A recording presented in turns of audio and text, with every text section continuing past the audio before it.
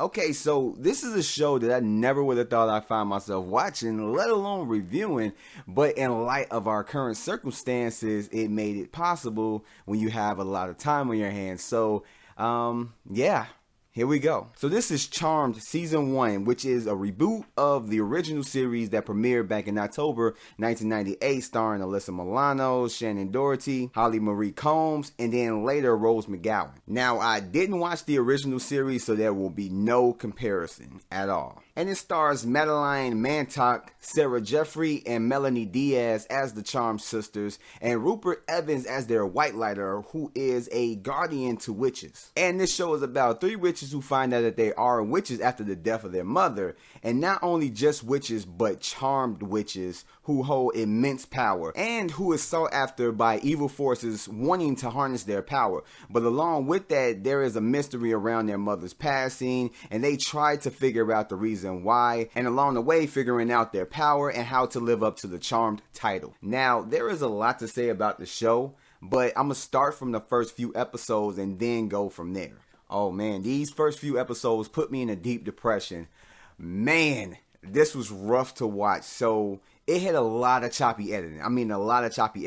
It felt like a lot of stuff was missing. It jumped from one scene to the next without a connective thread.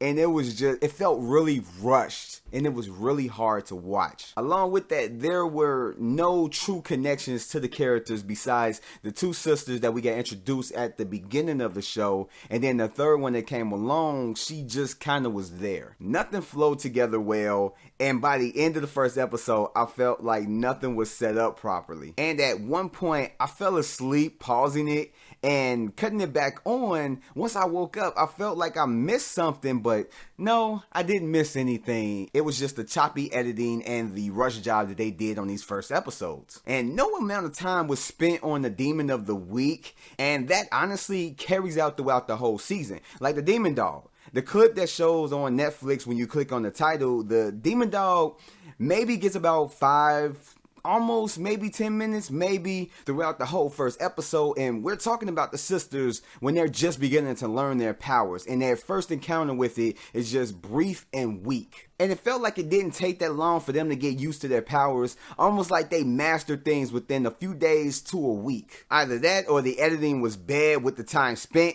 and if it was supposed to be a longer period, it wasn't conveyed well. Now, the third episode was better, but the show still fell victim to the same mistakes it did within the first 2 episodes. And I honestly wanted to give up on it, but I decided to stick it out because it may get better.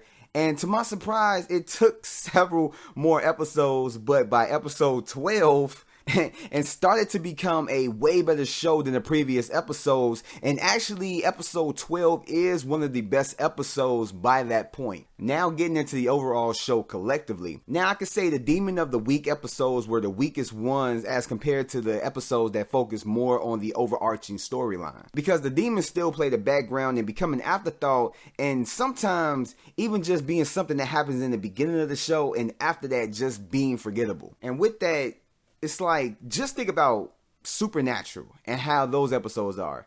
They're a good balance of monster introductions as well as the character introductions and or character arc continuations. And Charmed does not do that well, but the crazy thing about it is that it's 22 episodes to dig deep into things, each character and their story arc and the overall story too, and it seems like they were trying to rush through it for some apparent reason. Like, it begins to get better as the season goes along, but like I said, episode 12 is one of the best episodes. It had great reviews and some really good emotional parts to it. And Leah Pipes makes an appearance in this show, and she looks totally different from what she did in the originals, which is a show that I absolutely loved. And I just had the question, like, is that really her? And it is her. She just looks vastly different. And that's not a negative or a positive. I literally just wanted to point that out. And some of the CG is really bad and it's not utilized to its benefit because some of the demons just look the worst and it doesn't complement the show, but it just literally adds more negative to it. But the relationships do get better between the sisters and their love interests and everything else, and you become invested within the decisions that they make and the certain things that affect those decisions, the consequences and everything surrounding that. And it came off way better than I thought it would. given the first part of this season. And Rupert Evans, who plays the White Lighter Harry, I really did like his character. He became one of my favorite characters of the whole show. And like I said before, the Demon of the Week aspect is the weakest point of the show.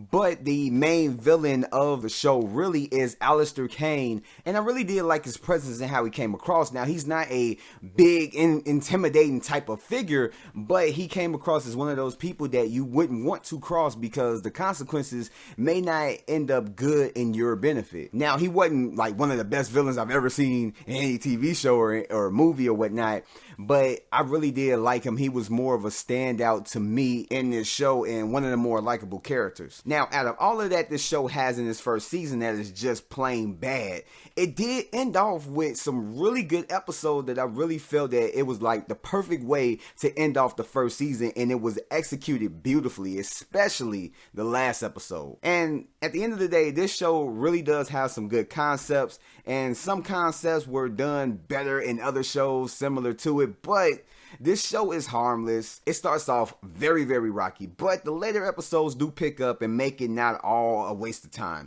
But it just sucks that it took it to episode 12 in order to get me really invested in the show because, like I said, I wanted to give it up after the first few episodes, but honestly, I'm glad that I didn't.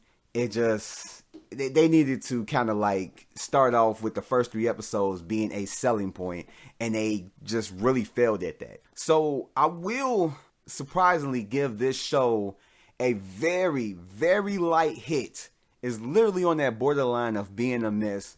But like I said, the later episodes just actually did it for me, and the last few ones just sent it over the top and made it just worth my while. So if you're curious about this show, check it out. If you're fans of the original, you may not end up liking it. You may think that it sucks. You may think it's blasphemous. Whatever. Just check it out. See how you feel. I ain't going to say that the first 3 episodes are going to sell you, but if you want to tread alone and get a little bit further than that, you may end up finding yourself liking it even just a little bit.